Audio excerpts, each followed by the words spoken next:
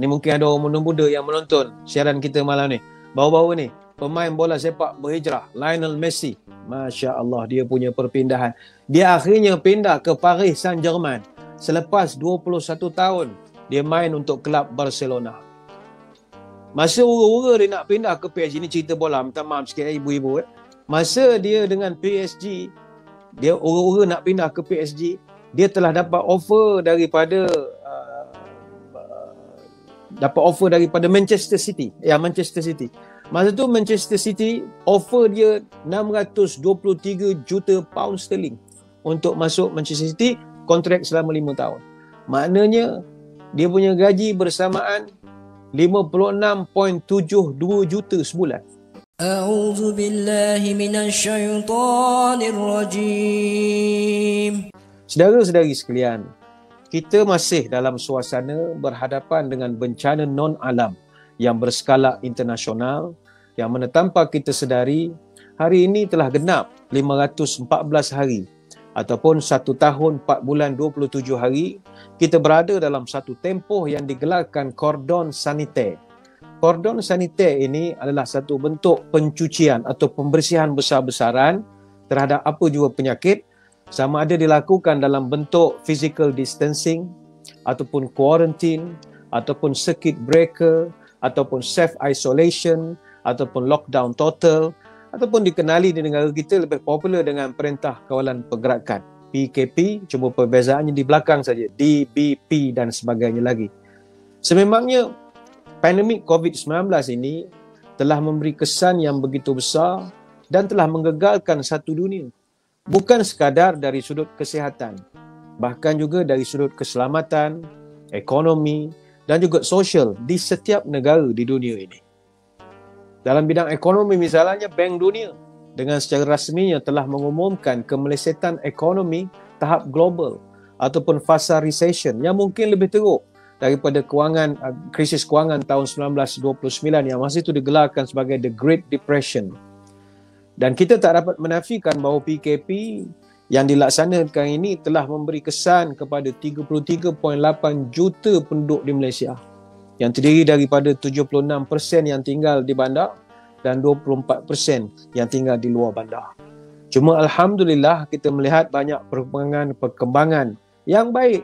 Misalnya pada PKP fasa yang pertama menunjukkan tiada peningkatan yang mendadak bagi kes positif dalam tempoh 14 hari pelaksanaannya. Dan bilangan pesakit sembuh menunjukkan peningkatan selama 4 hari berturut-turut, iaitu bermula 27 sampai 30 Mac tahun 2020. Dan bilangan kes positif juga semasa PKP fasa yang kedua dilihat tiada peningkatan yang mendadak, malahan dia menampakkan juga trend menurun walaupun bukanlah secara berturut-turut. Dan kita dapati ketika itu bilangan pesakit sembuh telah melebihi daripada bilangan kes positif, iaitu pada 6, 8 dan 9 hari bulan April. Dan tahap kepatuhan juga Alhamdulillah memuaskan. Yang ni saya cerita yang PKP dulu. Yang PKP sekarang kita malas nak cerita lah sebab dia dah jadi puluhan ribu. Itu apa sebab? Wallahualam.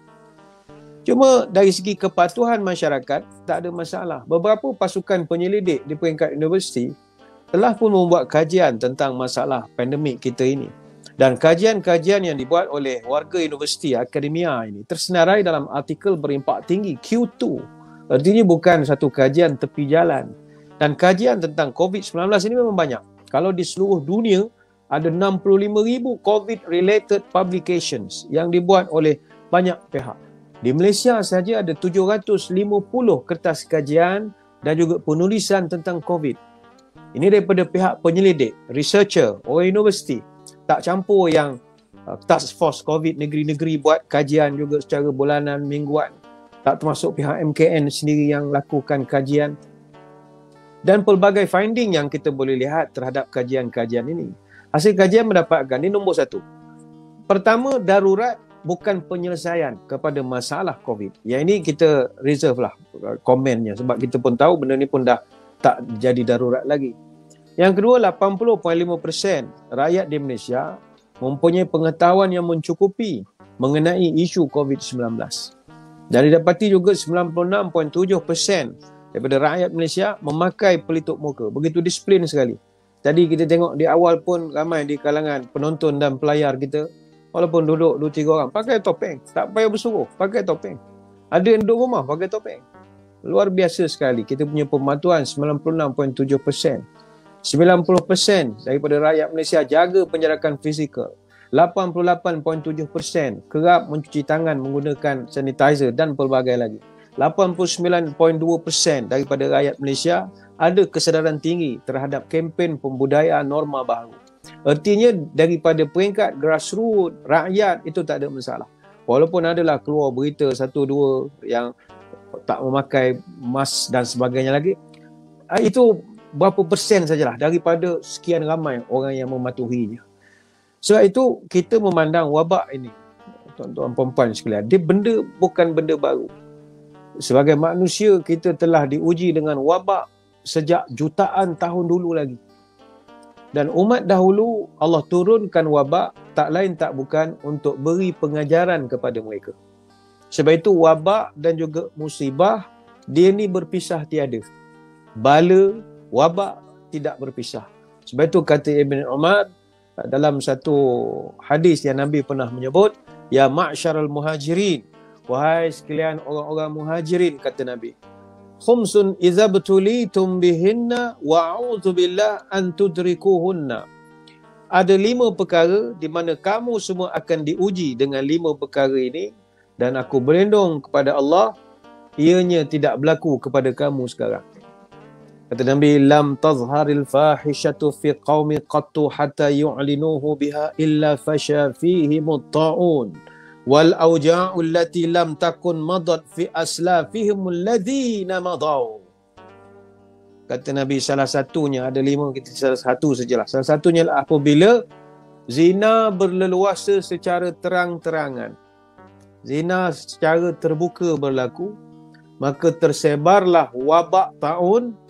Dan yang kedua, penyakit al-auja' allati lam takun madat fi aslafihim alladhi madaw.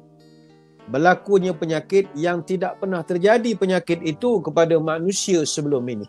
Ini hadis dalam Sunan Ibnu Majah.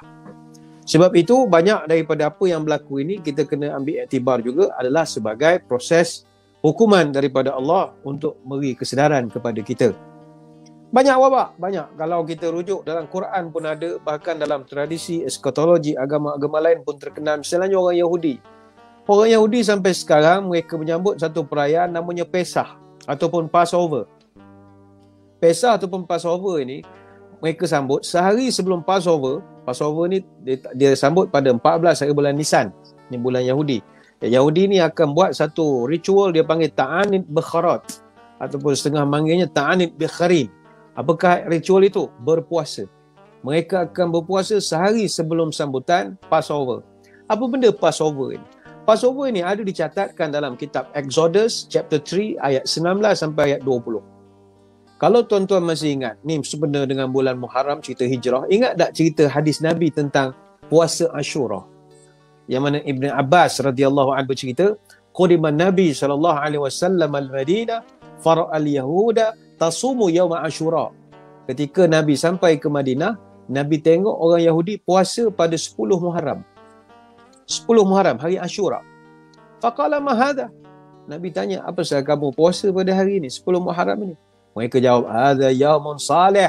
Hari ini hari baik ya Rasulullah, hari istimewa hari ini. Apa sebab istimewa? Jawab mereka, hadha yaumun najjallahu bani Israel min aduwwihim fasamahu Musa. Hari ini adalah hari di mana Allah telah menyelamatkan Bani Israel daripada gangguan musuh-musuhnya. Disebab itulah Musa berpuasa pada hari ini, kata orang Yahudi. Nabi terperanjat, apa sebab kamu pula puasa? Patutnya kami berpuasa. Fa ana ahaqqu bi Musa minkum fasamahu wa amara bi siyamih. Kata Nabi, berbanding kau, aku lebih berhak puasa tau. Sebab aku lebih dekat dengan Nabi Musa berbanding dengan kamu.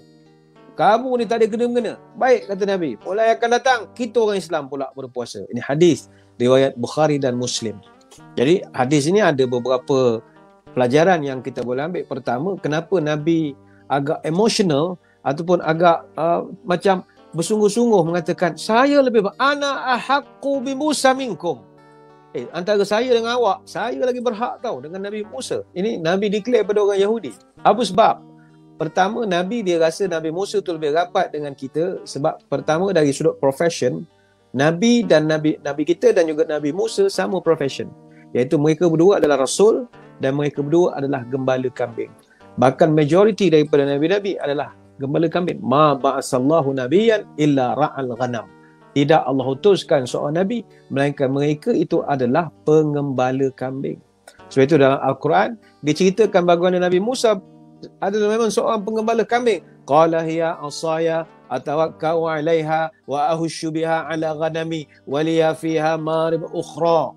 Nabi Musa menjawabkan, ini tongkat saya bertelekkan padanya, saya pukul daun dengannya untuk diberi makan pada kambing saya. Dan bagiku ada lagi keperluan yang lain pada tongkat ini. Ini surah Taha ayat 18. Sebab itu Nabi merasa begitu dekat dengan Nabi Musa kerana mereka sama profession. Yang kedua, Nabi merasakan Nabi Musa lebih dekat dengan kita kerana Nabi Musa, macam kita orang Islam, kita kena terhutang budi dengan Nabi Musa. Apa sebab? Kalau tidak kerana Musa, semayang kita 50 kali sehari. Masih ingat cerita Isra' Mi'raj? Nabi dapat perintah sembayang, fanazaltu ila Musa faqal ma farada rabbuka ala ummatika qultu 50 salatan. Nabi sendiri cerita, saya selepas dapat perintah sembahyang, saya turun, orang pertama saya jumpa Nabi Musa. Nabi Musa tanya, apa yang Tuhan wajibkan kepada engkau dan umatmu? Jawab Nabi, 50 salatan. Kami kena sembahyang 50 rakaat. 50 kali sembahyang. Maka berkata Nabi Musa, irji' ila rabbika fas'alhu takhfif. Ya Muhammad, kau balik semula pada Tuhan, kau minta keringanan, takhfif, minta diskaun dengan dia. Fa inna ummataka la yutiquna dzalika fa inni qad balautu bani Israil khabartuhum.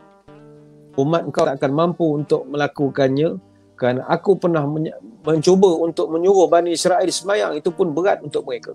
Maka Nabi pun berulang-ulang lah, sampailah sembahyang itu dikurangkan kepada 5 waktu saja sehari sembahyang. Bayangkanlah kalau kita kena sembahyang 24 jam dan Nabi tidak berjumpa dengan Nabi Musa, tak ada Nabi tak diskaun, kita tak ada kerja lain lah.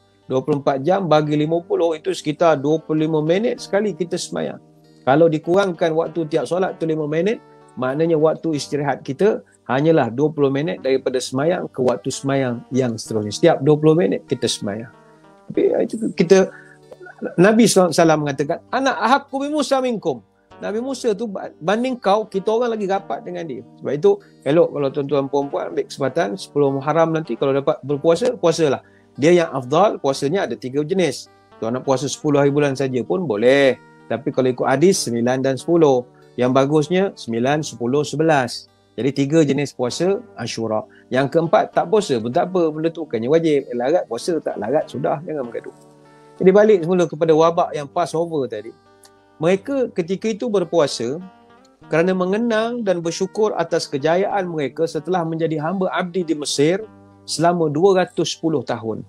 Jadi mereka akhirnya berjaya pindah ke Kanaan selepas Allah turunkan satu wabak ketika itu yang dipanggil sebagai Makot Mizrayim ataupun wabak Mesir atau disebut juga Esir Hamakot, the 10 plagues ataupun 10 wabak. Wabak ini ada disebutkan secara ringkas di dalam Quran. Quran tidak terperinci kisahnya dalam surah Al-A'raf ayat 133. Fa'arsalna 'alaihimut tufan wal jarad wal qummal wad-dafadi' wad-dama ayatan mutafassalati fastakbaru wa kanu qauman mujrimin.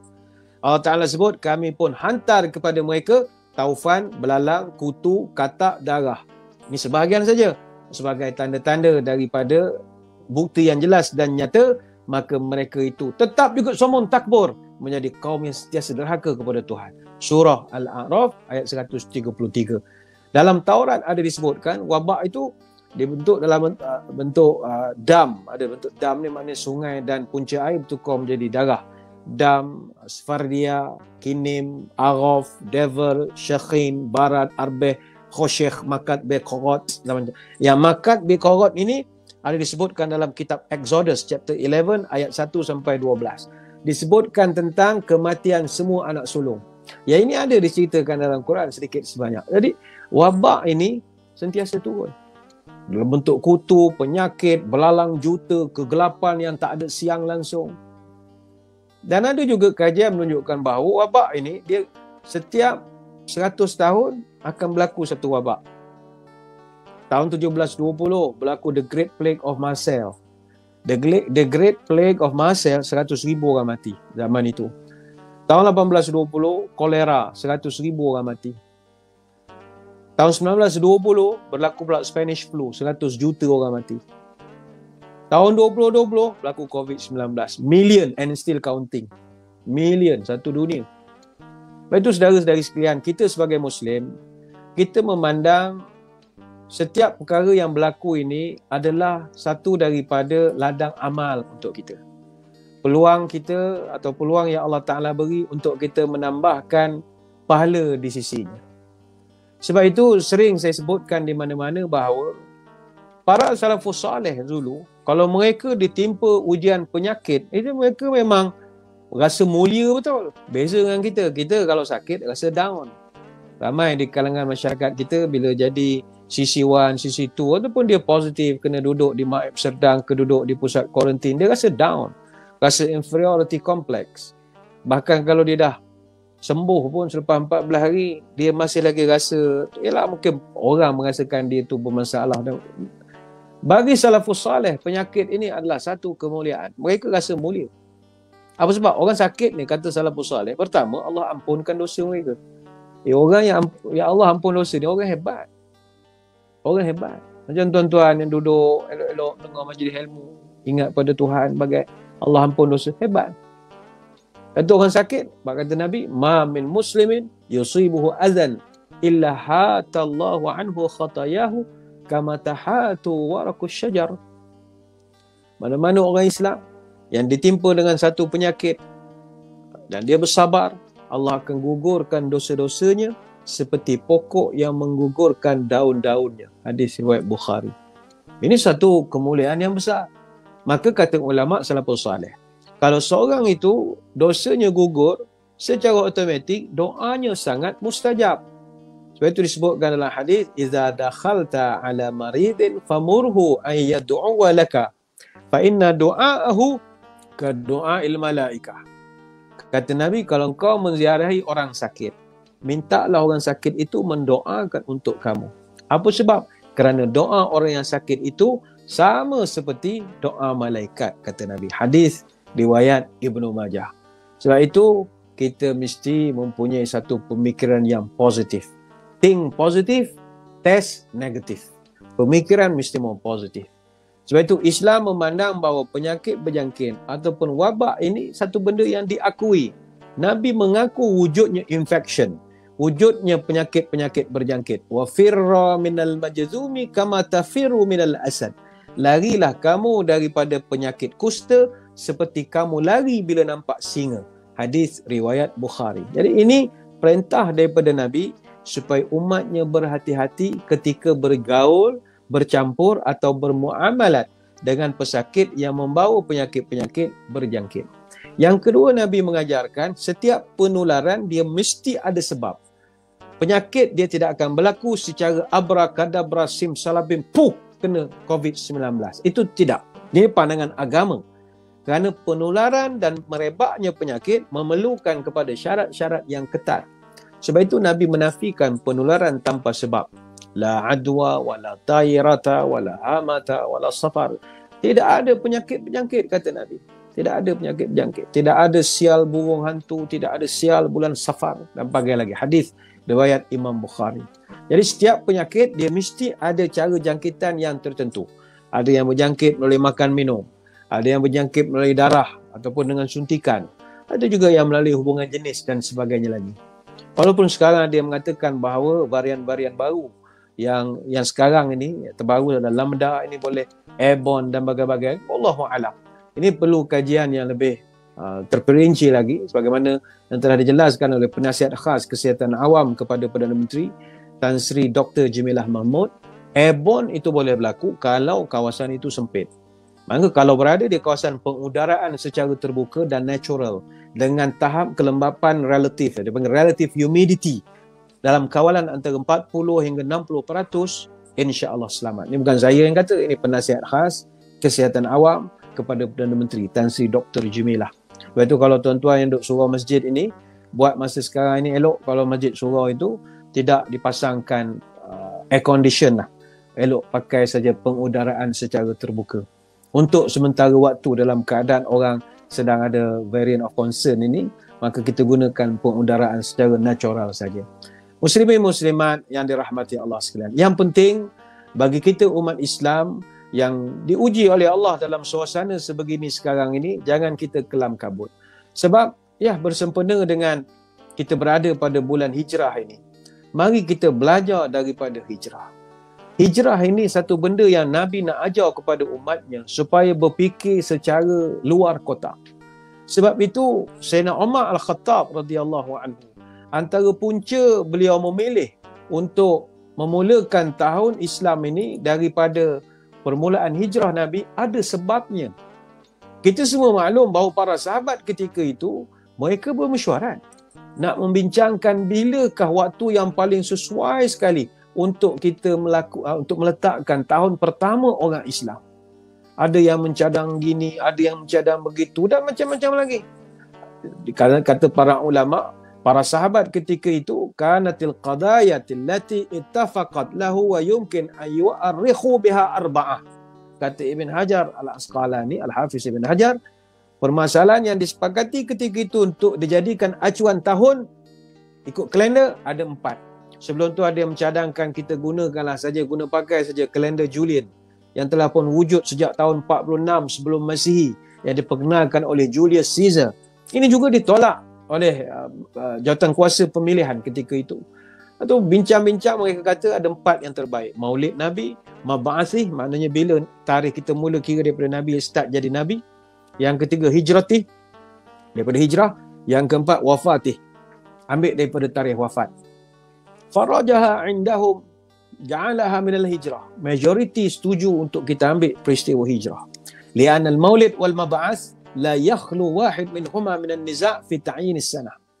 Mereka tidak bersetuju Maulud Nabi dijadikan permulaan tahun Islam, dan mereka tidak bersetuju tarikh Nabi dilantik menjadi Nabi sebagai tahun Islam, sebab la yakhlu wahid minhuma minan niza'.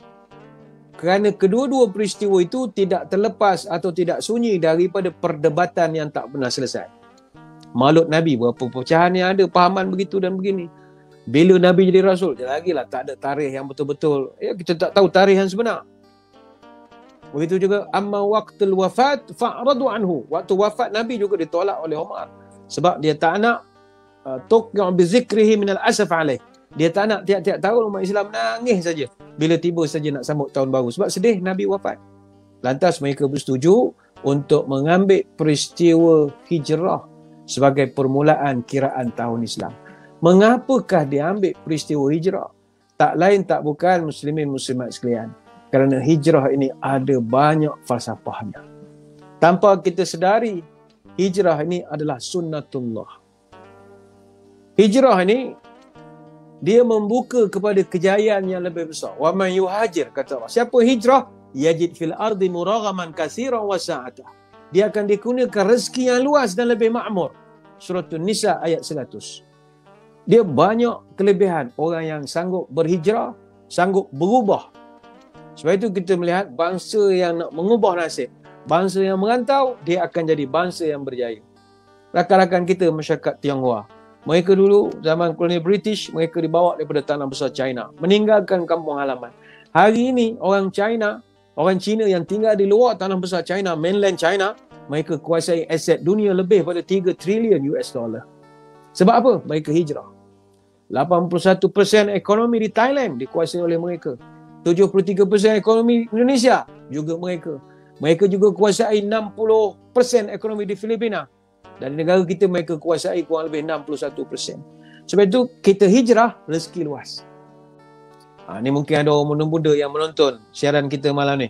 Baru-baru ni, pemain bola sepak berhijrah, Lionel Messi. Masya Allah, dia punya perpindahan. Dia akhirnya pindah ke Paris Saint-Germain. Selepas 21 tahun, dia main untuk kelab Barcelona. Masa ura-ura dia nak pindah ke PSG, ni cerita bola, minta maaf sikit ibu-ibu. Masa dia dengan PSG, dia orang-orang nak pindah ke PSG, dia telah dapat offer daripada Manchester City. Manchester City. Masa tu Manchester City offer dia 623 juta pound sterling untuk masuk Manchester City, kontrak selama 5 tahun. Maknanya dia punya gaji bersamaan 56.72 juta sebulan.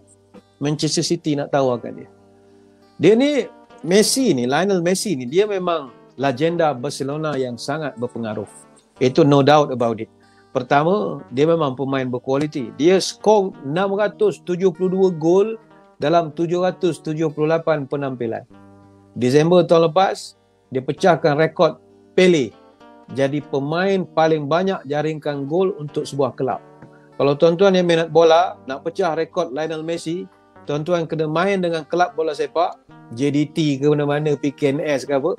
Main sejak umur 18 tahun dan tuan-tuan kena skor 43 gol setiap musim sampailah umur 33 tahun. Baru boleh menyamai skor dia 672 gol, 778 penampilan. Ini Lionel Messi. Dan purata 70% daripada penjualan jersey Barcelona setiap musim adalah dicetak atas nama dia. Dan saya percaya yang tengah menonton siaran ni pun ada yang tengah pakai jersey Barcelona tulis Messi di belakang. Tapi akhirnya jodoh tak panjang. Barcelona pun tak mampu nak menanggung dia. Akhirnya dia sign kontrak 3 tahun dengan PSG dan dia dapat tawaran sebesar 40 juta pound sterling setahun. 40 juta. Maknanya bukan pound sterling, euro, 40 juta euro setahun. Maknanya dia ni dulu dia menang 6 kali Ballon d'Or. Dia gaji dia saja 769,000 euro seminggu. Bayangkanlah, kontrak yang ditawarkan adalah 3 tahun. Bersamaan dengan keseluruhannya 120 juta euro. Maknanya Lionel Messi, kalau nak cerita mudah, dia akan terus dapat duit walaupun dia duduk termenung saja di kursi pemain simpanan sepanjang musim itu sekalipun. Tetap dapat duit. Jom kita kira duit Lionel Messi. Sedap kira duit orang tengah-tengah tak ada duit ni, sedap kira duit orang. Setahun gaji dia 40 juta euro. Sebulan 3.33 juta euro. Seminggu lebih kurang 769,231 euro. Sehari Messi punya gaji 153,846 euro 15 sen. Sejam dia punya gaji 19,230. Seminit dia dapat 320 euro. Setiap saat dia dapat 5 euro 34 shilling. Bayangkanlah, itulah gaji. Mungkin duit euro orang lama tak keluar negara dah tak ingat berapa dia punya pertukaran mata wang asing. Setahun gaji dia 198.5 juta. Maknanya sebulan gaji dia 16.54 juta. Maknanya seminggu dia dapat 3.82 juta. Maknanya sehari gaji dia RM763,496.20. Maknanya sejam gaji dia RM9,543.70. Dan setiap minit gajinya RM1,590.61. Dan setiap saat dia dapat RM26.51. Ini bermakna kalau Lionel Messi sedang duduk menunggu isterinya masak Maggi Mee 2 minit pada satu hari, dia sudah dapat menjana RM3,181. Dan jika Lionel Messi menonton Hindustan selama 3 jam, sambil dia menonton dia dapat RM286,311.09. Dan menurut kajian secara purata, manusia dia termenung 12 saat. Kalaulah tuan-tuan sekarang sedang termenung selama seminit, mendengarkan pendapatan luar biasa Lionel Messi ini, dan pada masa yang sama Lionel Messi juga sedang termenung seminit di dalam bilik mandi dia dah pun menjana RM7,216.20. Ini tak campur lagi Barcelona masih hutang lagi dengan Lionel Messi. Walaupun dia pindah ke PSG, Barcelona masih hutang dengan Messi 30 juta euro bonus. Dia panggil bonus kesetiaan. Total dia dapat 60 juta. Dia sign tahun 2017. Dia Barcelona dah bayar 30 juta, ada lagi 30 juta lagi balance. Saya bawakan cerita ini adalah hijrah, berubah, membuka kejayaan. Sebab itu dalam konteks perbincangan kita pada malam ini, Marilah muslimin muslimat sekalian, kita lakukan perubahan. Kita kena lakukan perubahan. Dalam suasana pandemik ini, kemunculan varian-varian baru super strain ataupun varian Delta atau juga Lambda ini, kita melihat seolah-olah di negeri-negeri di fasa pertama, Selangor apa semua ni, macam seolah-olah manusia sedang menunggu death sentence lah. Sedang menunggu hukuman mati seolah-olah. Kita pun jadi tak apa seronok melayari Facebook, Instagram sekarang ni sebab dah tak seceria dulu. Dulu Instagram, medsos ini kita seronok orang kongsi masakan, kongsi mengetih di mana, berjalan ke sana kemari. Semuanya auranya adalah vibes yang positif. Tapi sekarang ni banyak kesedihan. Kejap dapat belasung kawal, gambar background hitam telah berpulang ke rahmatullah gara-gara COVID ini. Sebab itu kita khawatir kalau kita tidak bersedia untuk berubah, maka kita akan tetap menjadi mangsa kepada keadaan ini. Sebab itu dalam Quran, 28 kali kalimat hijrah diulang-ulang oleh Allah dalam Quran. Dalam bentuk past tense ada 12 kali. Dalam bentuk future and present tense ada 3 kali. Perintah untuk hijrah ada 6 kali. Dalam bentuk singular ada sekali. Bentuk plural ada 4 kali. Khusus untuk wanita ada 1 ayat dalam Quran. Sebab itu kita mesti berubah. Justru itulah perubahan ini adalah sunnatullah. Berubah adalah sunnatullah. Dalam bahasa orang Bandar, hijrah ini transform. Apa makna transform? Mengubah. Trans dan form, 2 perkataan. Trans maknanya melintas dari satu sisi ke satu sisi, across ataupun beyond, melampaui satu sisi.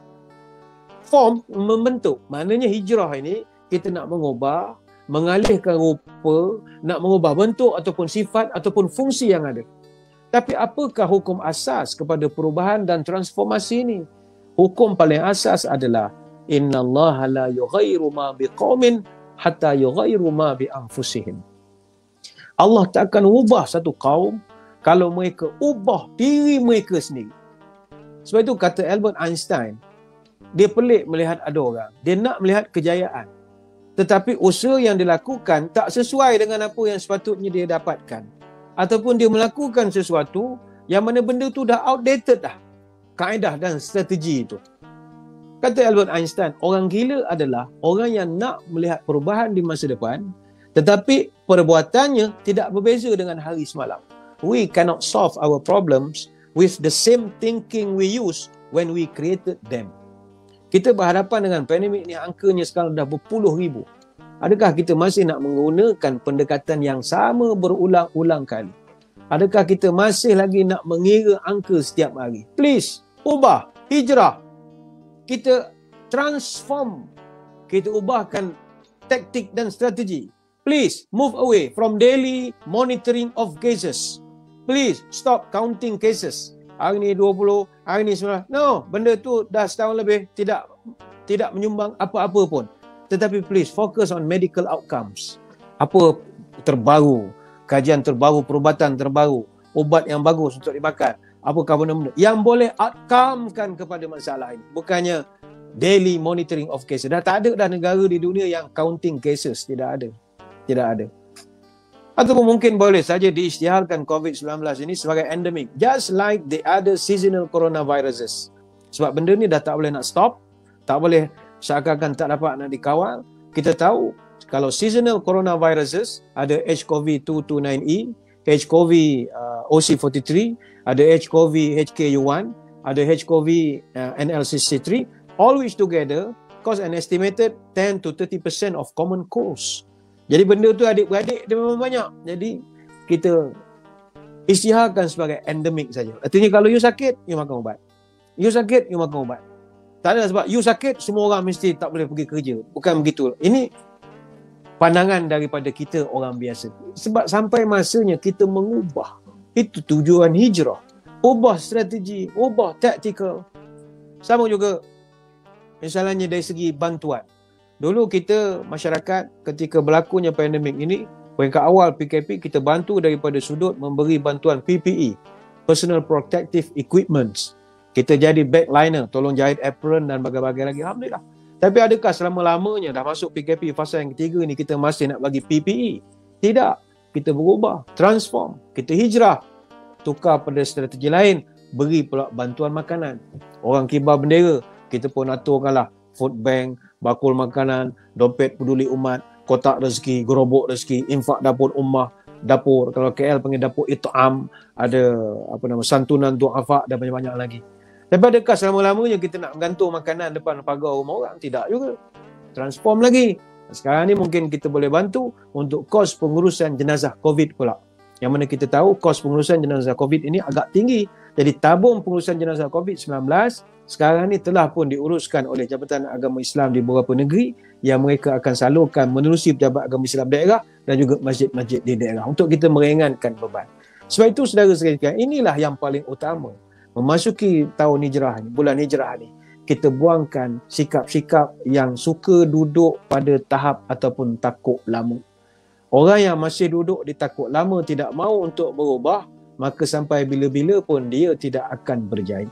Kejayaan mestilah oleh orang yang sanggup untuk melakukan perubahan.